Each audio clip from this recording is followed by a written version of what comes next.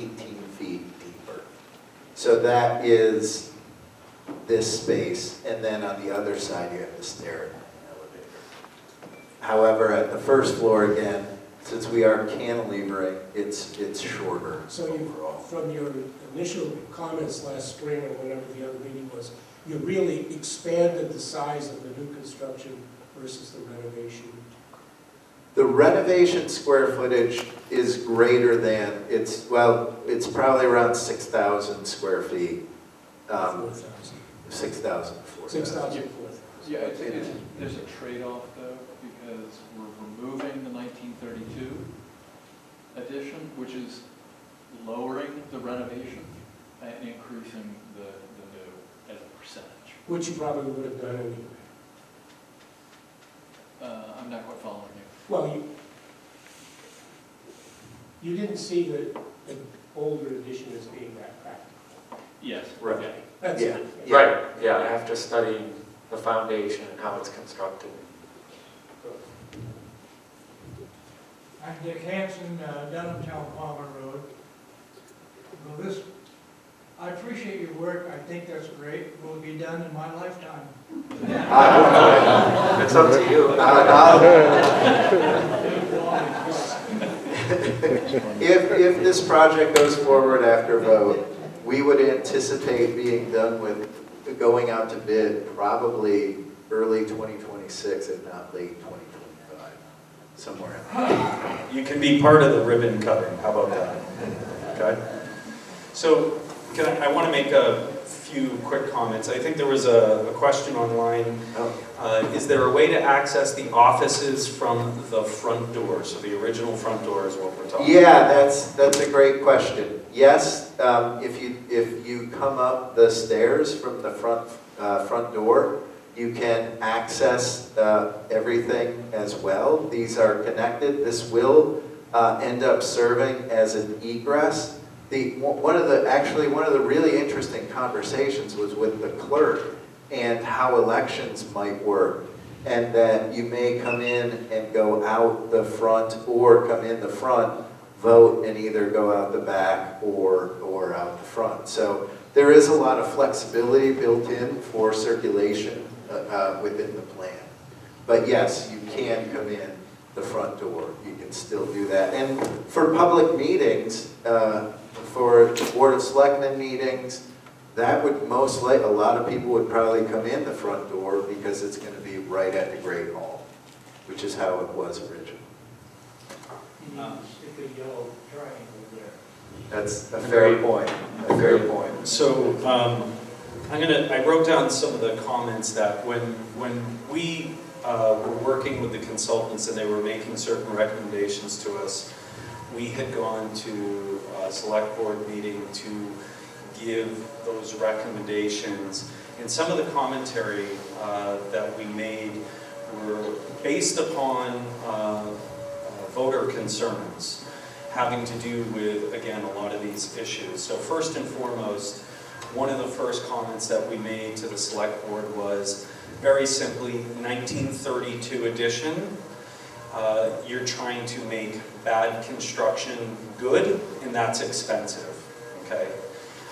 The next comment that we made is that even if we did, okay, based upon the square footage needs and ADA requirements and all these code issues, it simply wouldn't work out, okay? We also talked about construction efficiencies with the consultants. When you have areas where you can stack restrooms, you can have elevator shafts, it's a lot easier and more efficient to build that than it is to take, an old addition and say, hey, maybe we can fit, a couple bathrooms into this area. They're not stacked. There's all kinds of complications with that. So that actually helped us, and we're thinking ahead when we're talking about cost estimation, which will be in the future. We'll have a better understanding of how that may help the construction cost process. We also talked about the layout, okay, and the ability to have voting again at our town hall. But one of the important components, because we had so many people talking to us about, what about the future? You know, what if we want to do something else?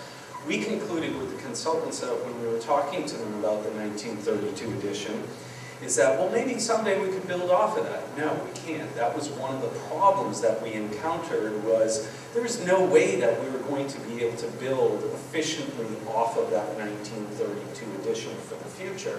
So one of the concepts that we were considering is, does this set us up for the future for other important components to our community?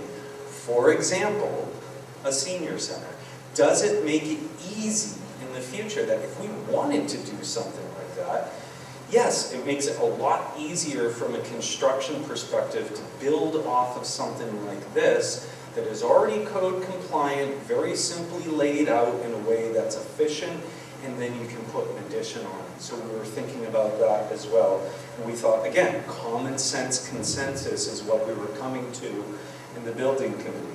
And then lastly, you know, it's weird looking at these blocks, as Mark said, and you see the masonry, and you don't see, everyone says, what is it going to look like? Is it going to be ugly? You know, is it going to look nice? You know, we want pride in our community. I will tell you that we are working, and our consultants are working with the Broomfield Historic Commission specifically to talk about those issues and what the exterior.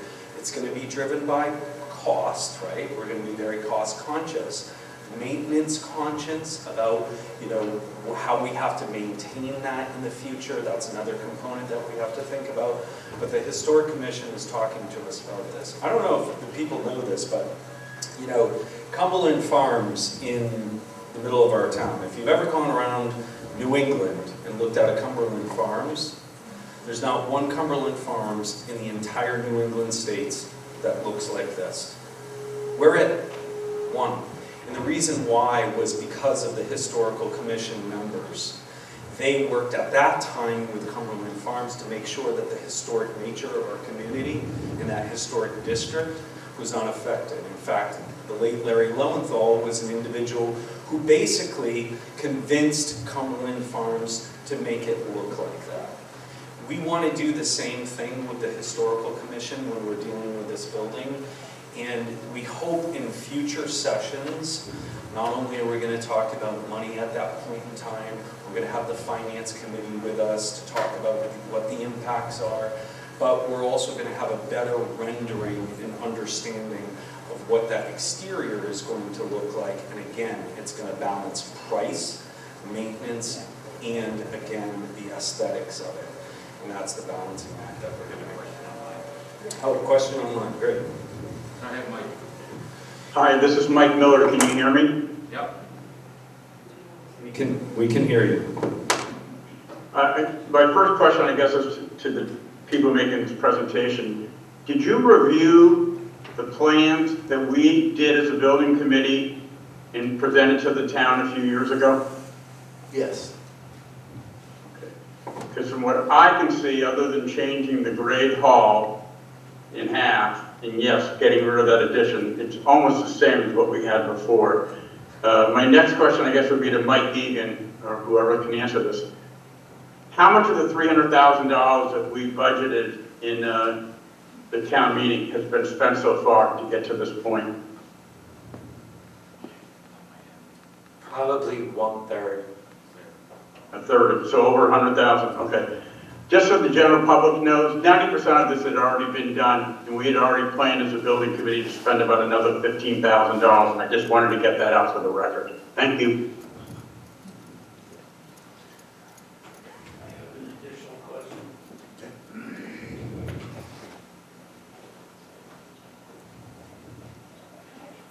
Again, Hamer Clark from 73 Little Owl. I'm looking at the back, which would be the south wall, on the first floor level and the second floor level, and they're not lined up over the basement level. Right. That's intentional? Yeah, so we are cantilevering that 4 foot or so span right there over this. And part of the reason is we're trying to be as efficient with the plan as possible. And the other part is that the higher spaces will be a higher quality space. So the first and second floor will have better floor-to-floor heights, floor-to-ceiling heights. And we thought it wise to put more up there. And the other thing this does is it provides a built-in solar shade for these spaces down here as well, Because that's facing sun. as it's south facing. Well, I understand that, but I think you may want to ultimately wind up having it all lined up. We are studying that right now.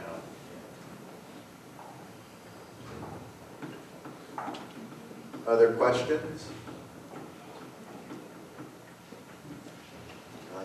Yeah. All right. I wanted to tell everyone too that we're actually maintaining this front stair just almost exactly how it is right now. Surprisingly, it's really well built just like the rest of the building, but it meets all the current codes except for the railing height has to come up just a little bit. So you'll be able to, from the front of the building, come in the old school entrance and go upstairs to the upper offices. So you can get to each of the floors from 3 different locations. What's our next slide, next steps?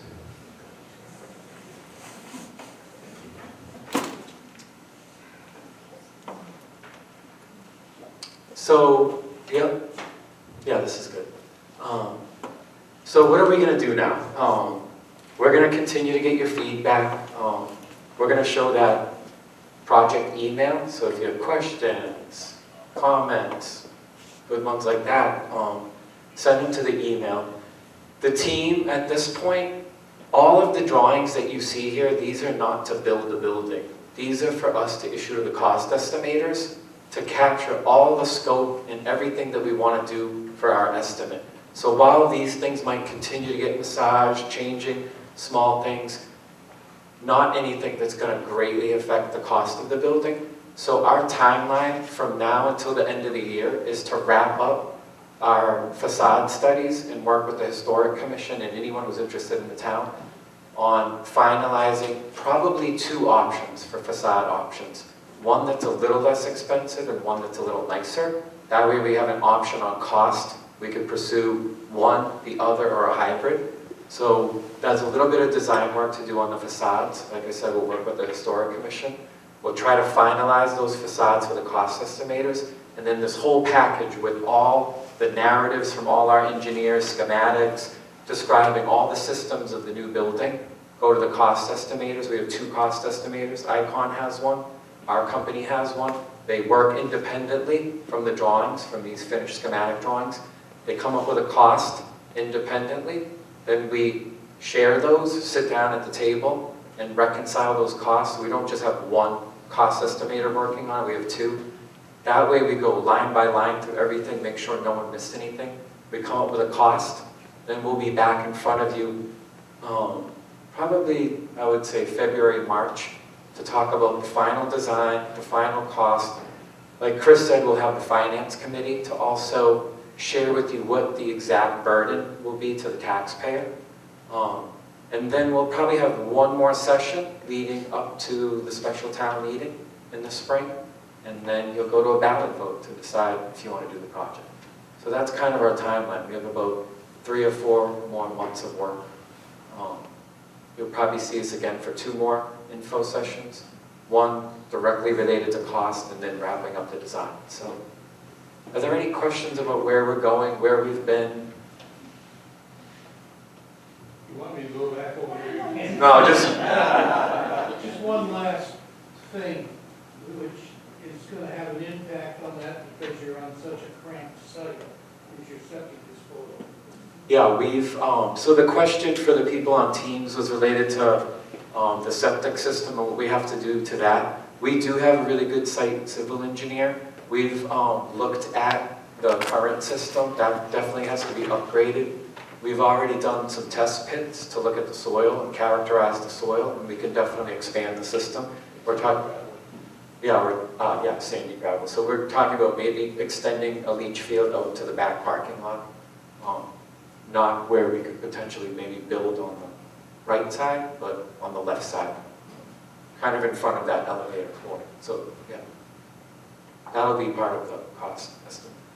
Since you had to hold back the building facing south, And I didn't see actually what the slope of the roof might be. I'm wondering, have you entertained any ideas?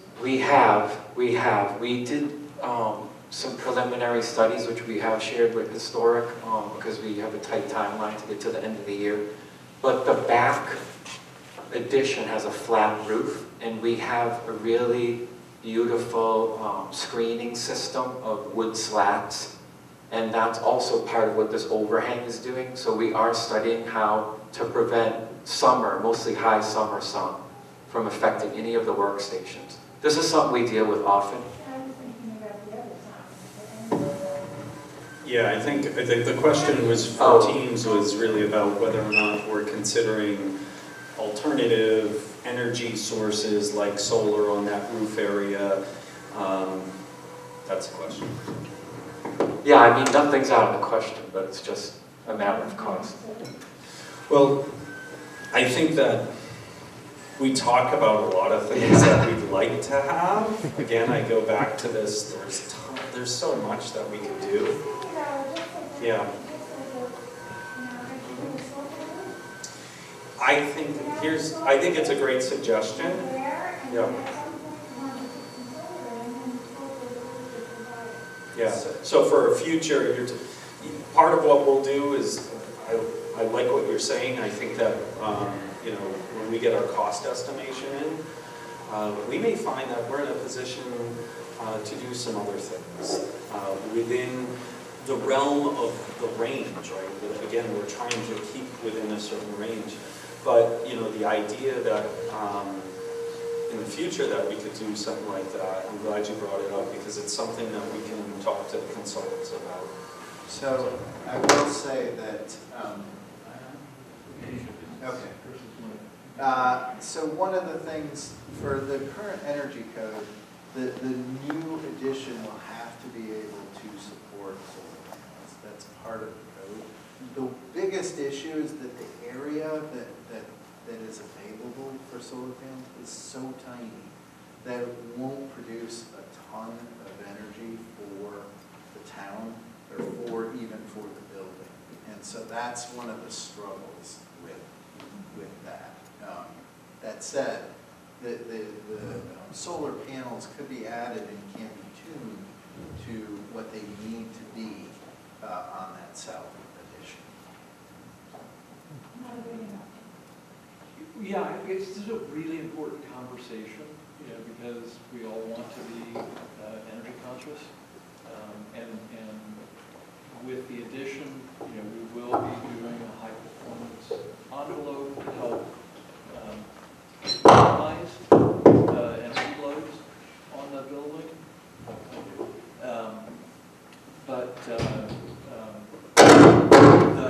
What Mark is saying is to offset the difference between the efficiencies that we can find with the building and a renewable source, we would have to look elsewhere. We could do some on the roof. 80 would hit 10% of the difference. But there are other paths to getting to a net zero solution. It's definitely in our thinking. We have to by code now, but we don't want to overpromise. Well, I was just saying, you know, the people that did the senior center and storage and really surprised. And that roof that faces south, very, very big roof. Yeah. With no solar. But that roof is solar ready, It's solar It's ready. solar ready. so they could put panels. Yeah. So quite often, in particular the municipal projects, the solar panels will follow the building project because they are separately procured. So we make it ready, and then the town either through a power purchase agreement or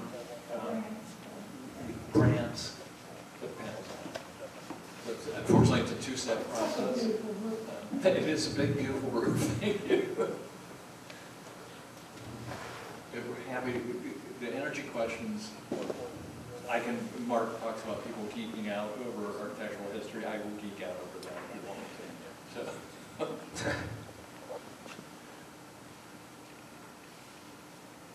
I wanted to thank everyone for coming tonight. Appreciate spending time with us. Oh, one more question? Can you hear me okay? Yep. Yes. Just a correction, when you put up the next steps, that does show town meeting. Previously, the gentleman had said the project would be approved by ballot. The project itself is approved at town meeting, not at a ballot. The ballot is for a debt exclusion, which I'm assuming we would definitely have to have, because that's what happened the last time. The project was approved at town meeting, but then unfortunately got defeated for the debt exclusion. So it's important that people realize they will need to go to the town meeting to vote for this project. 2 meetings. Yep. Thank you. Thanks for all your work, everybody. We'll stay after for a few minutes if anyone wanted to come up to ask us any other questions if you're here and present. So, and again, we're going to circulate the email address for the building committee so that you can always email a question as well. Okay? Thank you. Merry Christmas, everyone.